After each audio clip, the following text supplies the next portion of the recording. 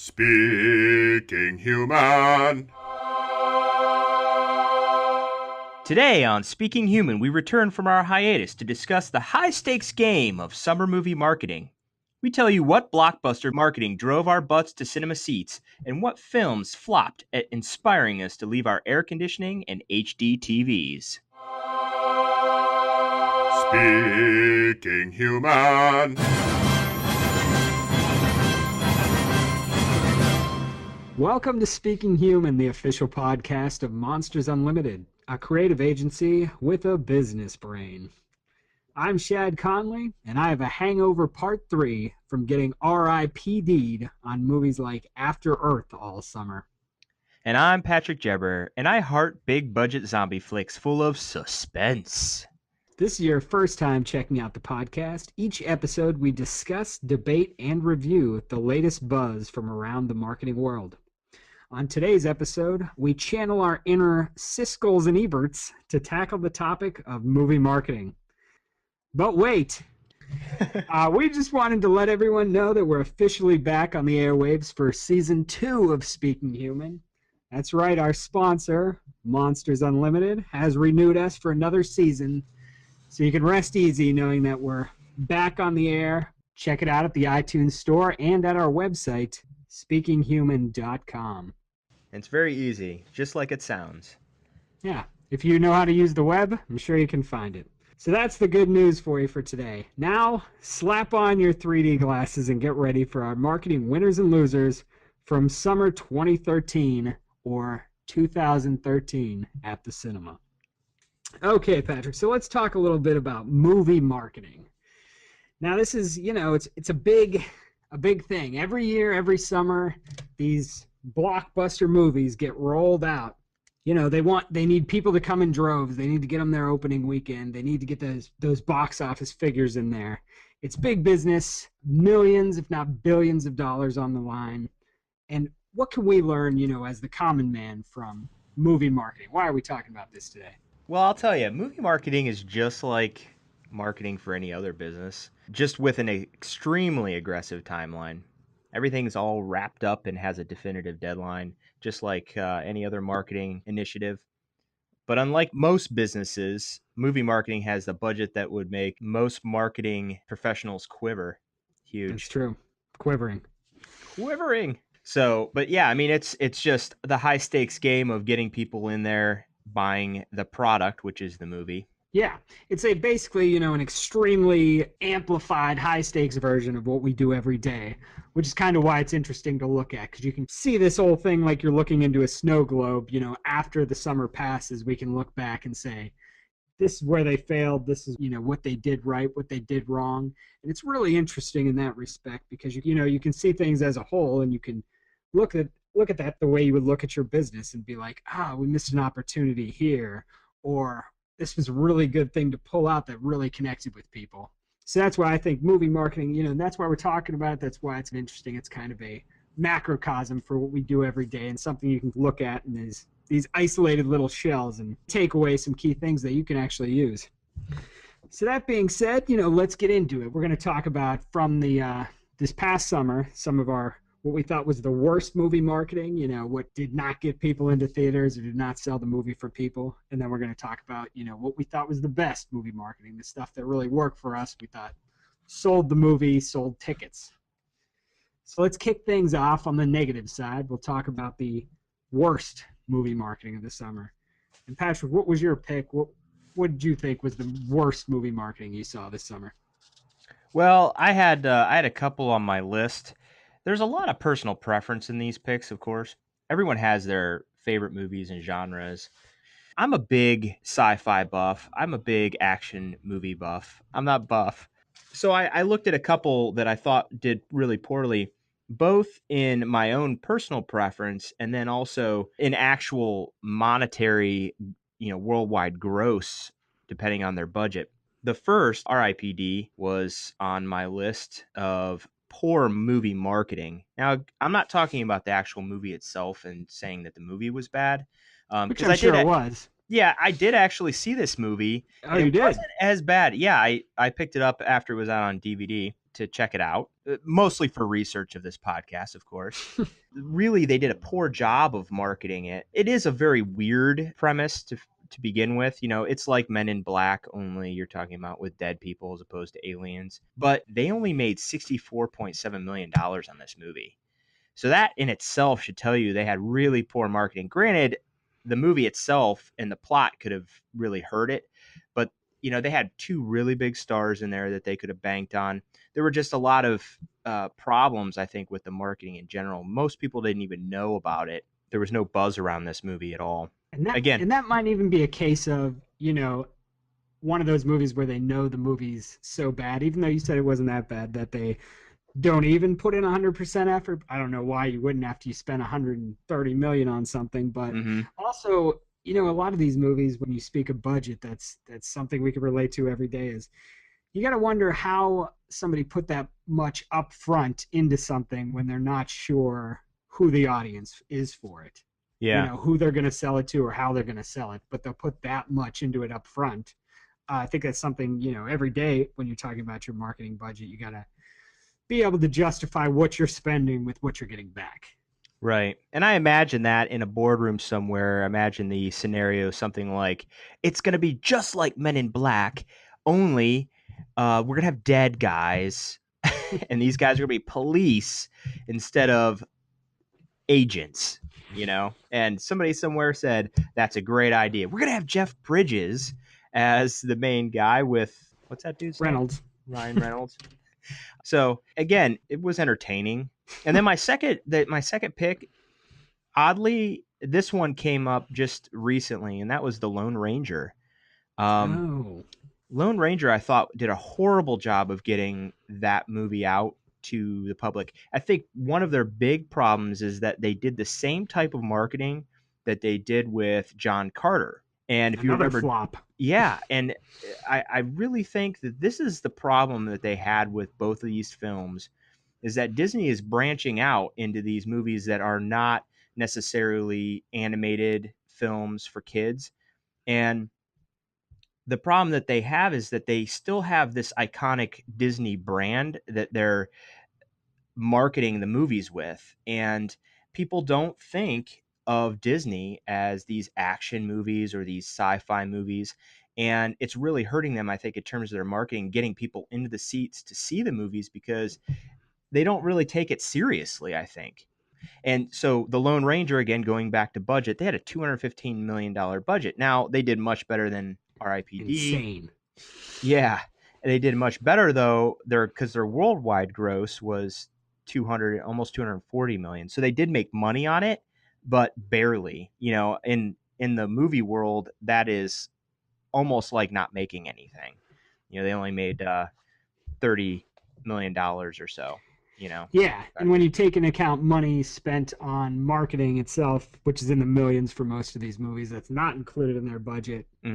Those kind of movies that they spend a lot of money on, and even if they make like marginal profits, don't actually tend to be profitable. Yeah, so those are my two picks, and I think, you know, like the Lone Ranger had a lot of potential. Yeah, absolutely. It's funny you mentioned that movie, and I forgot that movie completely even existed. That's, you know, the epitome of bad marketing, right? Yeah, how little of an imprint it made. But that actually, you know, when you talk about that movie, I think, and RIPD had kind of the same problem, you know, with the movie I'm going to talk about for my pick for the worst movie marketing, which was, and I will say up front, I don't think it was the worst marketing campaign. I think it was the worst in the sense they had a lot more opportunity and a lot of potential that they could have done a lot more. And that movie was Pacific Rim, which was another movie that's, you know, like a $200 million movie, made a lot less, at least in the United States, than that. It ended up with like $100 million. Just something I thought up front was going to be, you know, a powerful, good movie, and I thought the marketing just dropped the ball. If you saw the movie, it has an interesting premise that's kind of original and some unique things going on, some unique creatures and robots, and the marketing just didn't sell that. And the other part of that was same problem with the Lone Ranger and RIPD. They didn't ever define who this movie was for. Was it for kids? Was it for adults? You know, it was kind of one of those movies that's in between. You didn't know who the audience was. It seemed like they didn't know who the audience was.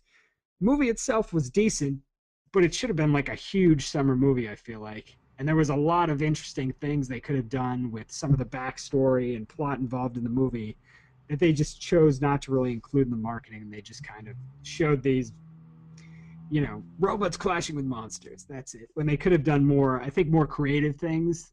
Yeah, I agree. I didn't see it in the theater, but I did check it out afterwards, and I agree. The movie wasn't bad, but they missed a lot of opportunities there because I think the backstory and the plot line was more interesting than they ever really alluded to in the trailers. Yeah, and I think they could have done some, some kind of viral, some kind of online stuff with that would have kind of intrigued people, added to it a little bit, just kind of built up more intrigue around it than, oh, that's the monsters versus aliens movie. Giant monster Um, robots versus aliens. yeah, and then it was a crowded sci-fi summer, and it just ultimately didn't stand out. Now my other pick, the summer had a lot of sci-fi, big action movies. What it didn't have a lot of was comedies. So there was definitely an opportunity there to make some money. People love a good comedy, especially in the summertime. The Internship, some of the worst marketing I've ever seen. Probably worse than Pacific Rim when you're looking at them comparatively.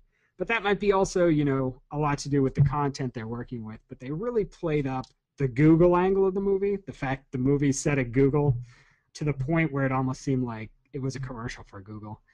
Mm. And a commercial where nothing funny happened in this supposed comedy movie, which is the first sin. If you're selling a comedy, you want to show people something that seems like it will make them laugh. Yeah. Nothing I saw from The Internship, even the stars seem half-hearted in their promotion of it. It was just all so Google focused. It was kind of crazy. So I thought that was awful. Every time I saw a trailer for that, I was like, Google movie. Yeah, and what's funny is I think just like most Hollywood pitfalls, they tried to bank on the success of these two actors in Wedding Crashers, and Yeah, that movie's is very successful, has a big cult following, and they tried to bank off that, thinking, oh well, everybody's just going to automatically think this movie is funny too. But the problem was in the trailers, like you said, they didn't really, you hope that a trailer gives you enough comedy that it pulls you in and you want to go see the movie, and also not give you everything that was funny in the entire movie. And this didn't even show you anything that was funny. And for a comedy, that's all your marketing. I mean, that's your audience is yeah, looking. you're selling laughs. Yeah, exactly. And if you can't even show laughs in a trailer, you're going to have a hard time selling people tickets. Yeah, you're in big trouble. And I think, as you mentioned, they made in a lot of their marketing the Wedding Crashers comparison, which I think ultimately hurt them because you reminded people of a much funnier, more interesting movie. You're reminding people of that and then showing them this. So that Hmm. actually, in some cases where the comparisons can help you, this was a case I think where it made people sad. Very sad. So from the worst, we move into the best. Let's talk about the best movie marketing of the summer. And why don't you give me, one of your picks for what you thought was the best marketing this summer, Patrick? I had a couple that made my top two. Again, I wanted to really narrow it down to one, but it's a toss up to me. Superman and World War Z were both gems, I feel like, in the summer blockbusters. I was actually anticipating them, but I think that they came out strong. Superman had that mystery going for it. People wanted to see a better version of what came before, and they really played that up in the marketing, I think. They made Superman look cool again, I guess is the best way to put it. And the marketing really paid off for that. I was looking at the budget for them was 225 million, and they grossed worldwide 657 million, which is a huge return. No matter That's a nice what pickup. marketing, yeah, I mean that's a profit any business wants to make in their marketing efforts, right? Absolutely. And World War Z, they came out strong. They marketed Brad Pitt, big action blockbuster, horror suspense movie, zombie. Zombies are really big right now. So they played off that, which is good. And their budget was 190 million, and they came out with 532 million. So they did a good job at recovering after some major production problems. Yeah, and that was a movie, I thought when I initially saw, I remember seeing previews during the Super Bowl and I look really CGI heavy, and I was like, this movie's going to be awful.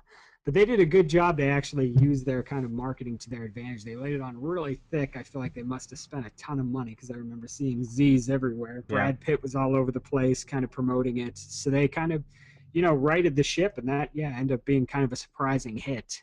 And going back to your other pick, that's probably my number one pick. I thought the best movie marketing this summer was Man of Steel. Haven't actually seen the movie yet, but I've told you before I'm not a big Superman fan, but this one actually looked better than ones of past, and that's kind of, I think, what the success of the marketing was. They had to recreate the perceptions of this character. They're taking something that everybody knows as this guy in tights, Christopher Reeve, or then even the reboot that just came about a few years ago, and they had to like break all that down and rebuild it as this new sort of darker, different type of Superman. And I thought that was a pretty impressive feat. The box office numbers you spoke of really speak to the job they did of getting people wanting to see something that was just rebooted a few years ago and has been around forever as something different. Yeah. And then my other pick, I thought, for the great movie marketing this summer was The Conjuring, which was sort of a little low budget film that ended up being one of the surprise hits of the summer. And they did it a lot through their marketing. And their marketing, kind of relied on this idea of everybody's saying this is a scary movie. It's one of those things that built on the buzz, kind of like the Blair Witch did in years past. It created this idea that you will be scared of this movie, sort of implanted in your head, made people want to see it. And they did a really effective job of that, from their trailers to some of their online stuff. Mm-hmm. And The Conjuring kind of stuck around for a couple months because it just got the word of mouth going, and the marketing kind of sparked that whole thing.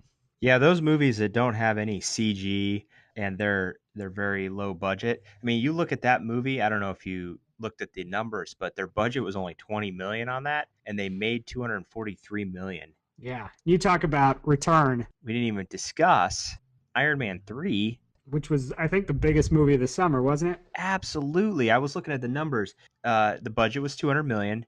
They made 1.21 billion dollars on that movie. That is insane.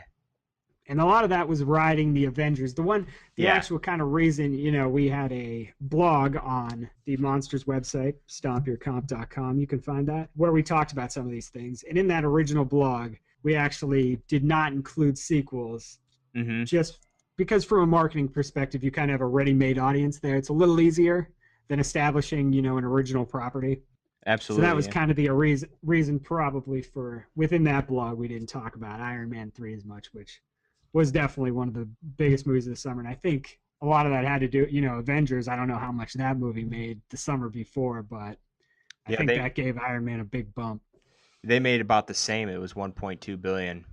And that's another thing, about the sequels, because I thought Star Trek was a great one, but that was also building off of the success of the previous. So yeah, and that one actually, I think, made a lot of money, but it was kind of a disappointment. They expected it to make like more money, which is another crazy thing about movies and marketing. I mean, the expectation is really high, which happens in marketing every day too. So let's looking at these movies we've talked about, the good, the bad, what's one key takeaway from this that they can use in their marketing? Understanding your product and assessing your target audience. Too many times movie marketing shows us what can go right and what can go wrong with business intuition. I think a lot of times they say, well, we're going to really push this aspect of the product. But if your marketing hasn't worked in the past, Lone Ranger / John Carter, then maybe try something new, try something different. And if it hasn't worked, tweak it. If it has worked, tweak it, make it better, and look at the successes and move on from there. But the big thing is, really understanding your product and the target audience. I mean, that's always what it comes back to. Yeah. Identifying who this is for, how you're going to tell them it's beneficial, why they want it. Those are the key aspects. And I even say you can take this as kind of like a creative marketing exercise. If you're launching a campaign, think of your next campaign like it's a movie. If this was a movie, what would you focus on as the top draw? How would you bring people in? How would you show them that they want this? How would you summarize it in 30 seconds? You could even create a trailer, a poster, that kind of stuff. But it's a good way to think of your marketing in that bubble where you only have this limited opportunity. You can only focus on these quick aspects. How are you going to sell this? How are you going to draw people in? So anyways, that wraps up our discussion of summer movie marketing. We'll probably have this discussion again, I'm sure, as we move into the blockbusters for next year, because it's always pretty interesting to take a look at that stuff. Yeah. So that's it for today's show. You can listen to current and past episodes of the podcast at speakinghuman.com. Just like it sounds. You can also subscribe to the Speaking Human podcast in the iTunes store, the #1 store for podcasts. Email us with any feedback, questions, or inappropriate comments at ideas@thinkmonsters.com. And we'll be back next time with more marketing buzz. Catch you then, humans. Speaking Human.